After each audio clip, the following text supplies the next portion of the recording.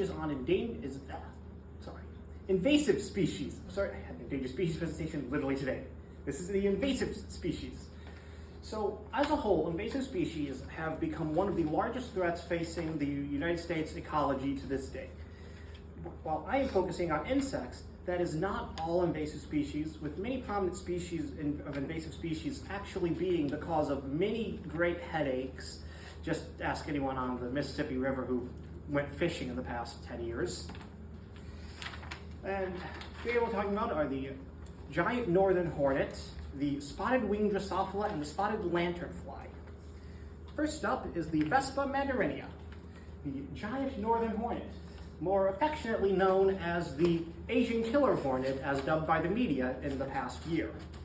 They are what we call a social species of wasp, meaning that they congregate together, whereas most wasps are solitary. And that is where the danger that they present to humans comes in.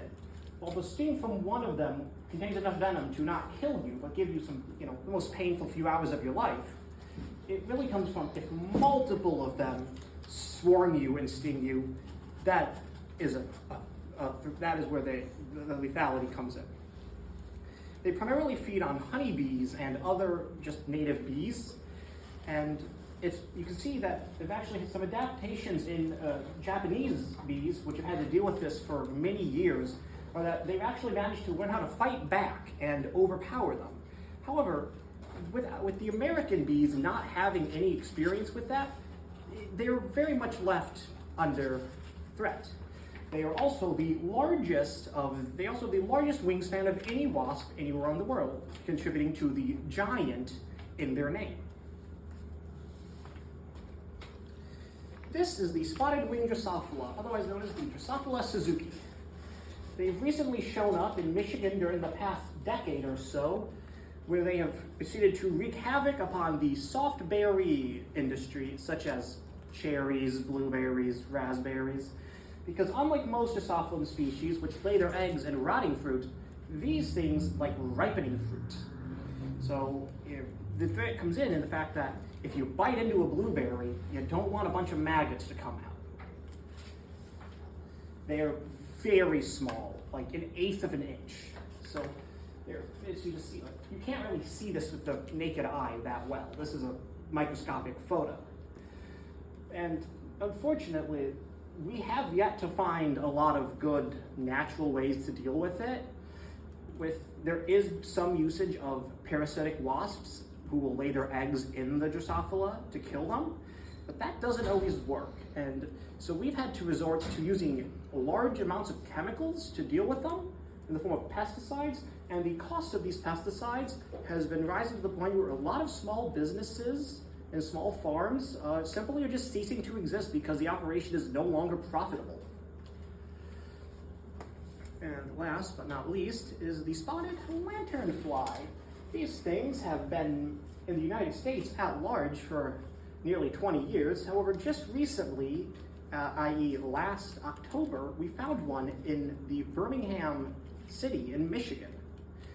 They eat fruits, crops, plants. They're voracious little buggers, and you can really see that their size is putting them at like 1 inch. And you can imagine how much these things can eat if they put their mind to it.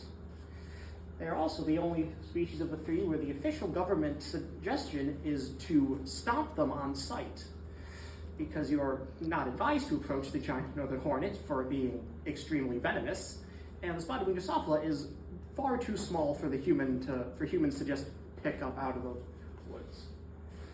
Yes, all of these species have come through the adaptation of globalism, with the majority of these species actually originating in Southeast Asia and being brought over through fruit containers and through boating and lighter fence planes.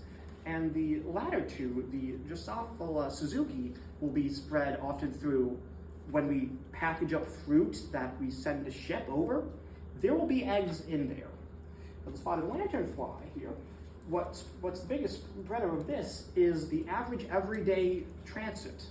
So when you're in an area where these have been spotted, I encourage you to check your cars very good, because one of these all you need is a breeding pair, and it can start a huge cascade of ecological damage.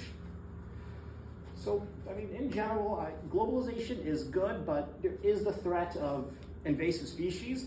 And in general, we need to just focus more on identifying them and stopping the spread. And there's stuff everyone can do to just check your car, give your clothes a quick check whenever you're leaving a place, and don't let them lay eggs.